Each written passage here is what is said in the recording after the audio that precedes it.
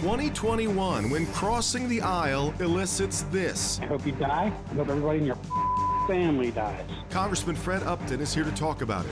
Vaccine boosters are available, so are vaccines for children. But the latest assessment of COVID in Michigan is ominous. And the 30th anniversary of heartbreak and bravery in Royal Oak. Today is Sunday, November 14th, 2021, and this is Flashpoint.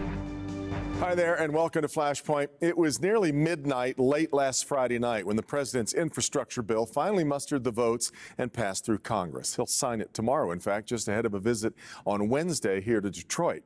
But the bill is a stark reminder of our caustic and toxic political divide. For the 6 Democrats who voted against and the 13 Republicans who voted for, it's been a week of profane death threats and condemnation. Republican Fred Upton will be here in a moment to talk about it. Also today, where is the corner on the pandemic? A stark pronouncement from Beaumont Hospital this past week. Ahead this morning, we'll talk it over with the new chief medical officer for the state of Michigan. And today marks 30 years since a horrendous day in Royal Oak. In 1986, a postal worker shot up the post office in Edmond, Oklahoma. And then a few years later, it happened at the post office in Royal Oak. Maybe you've forgotten where the term going postal came from. We haven't. And we'll look back today at that day on Flashpoint.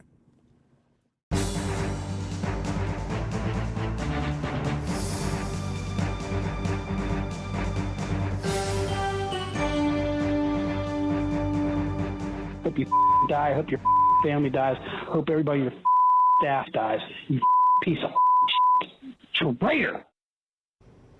That's just part of the now well-circulated phone call that came into Michigan Congressman Fred Upton after his vote in favor of the infrastructure bill. Upton has been in Congress for more than 30 years, and this, he says, is the worst political climate he's ever seen. It is very good to have Congressman Upton back with us on Flashpoint. Fred Upton, you've had quite a week.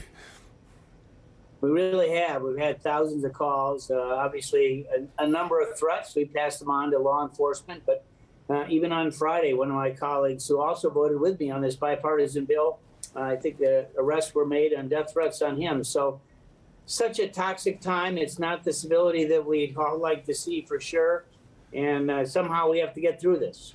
How concerned are you about these threats being more than just phone calls? Well, they are serious. They're not only serious to me, but to my family, but also to my staff. And you know, like so many, we started young. I've got young people in my district offices. They're not used to such language. And we actually had to close our offices earlier this week just because of the potential for a threat that was there. And obviously, working with law enforcement, I'll say most of these calls are by far coming from out of state, but they're really nasty. They're not just targeted at me. They're at others that voted the same way. Does it change your thinking on it at all that they aren't your constituents? I mean, those are the people that you're really beheld to. That call we just heard, I guess, came from South Carolina. Does that matter? No, it really does. It's just such a sad chapter for us to hear it. You know, I've always put policy over politics. Never been afraid to disagree with the president, whether they be Republican or Democrat. That's our system of government. We're not a parliament. Yeah. We're supposed to be looking at all these different issues. And, you know, particularly on this one, the Problem Solvers Caucus, a bipartisan group, met with Governor Larry Hogan last spring. We had senators, governors, House members, Republicans, and Democrats. We defined what infrastructure needs we really need to face and confront. And we also figured out a way to pay for it. And we did it without raising taxes. Frankly, if taxes were on the table, it wouldn't be bipartisan, as certainly all the Republicans would have voted against it. So at the end of the day, this is the bill that passed the Senate 69-30 in August. Right. Even Lindsey, President Trump's most ardent Republican U.S. Senator supporter, voted for this in August. And, 3 months later, it was exactly the same bill that we passed a week ago Saturday. I don't want you to betray any confidences among your fellow Republicans in the Michigan delegation, but in your discussions with them, did you sense that there were problems over the content of this bill, over the actual law that was being written, or were these, because you were the only one in the Michigan delegation of the Republicans who voted in favor, were those other votes against political calculations rather than those about policy? Well, I don't want to comment on individual members when they vote differently than me. That's for them to describe, not for me to try and muddy the waters or whatever you'd say. But, it's not everybo's in the Problem Solvers Caucus. And, remember the theory or the theme, fix the damn roads? That's Michigan. And that's what this bill tries to do. But in addition to that, we know about water issues. We know about Flint and recent developments here where I am in Benton Harbor. We need these lead service lines replaced. There's $15 billion in this bill to do that. It's not just for, some communities, it's for the country to replace, PFAS contamination at $10 billion. But right. We know about our ports. We know about the supply chain issues that we have today. We got to fix our infrastructure if we're going to move forward in the 21st century. But you are not on board, I don't believe, with what you've seen so far of the Build Back Better bill.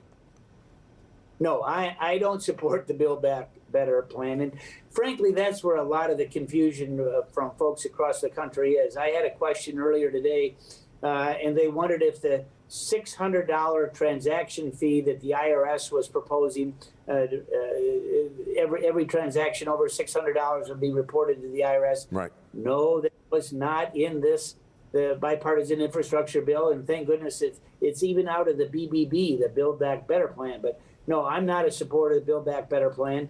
I think it's still going to have enormous hurdles to try and get through the House, let alone the Senate, as we look at that later this year.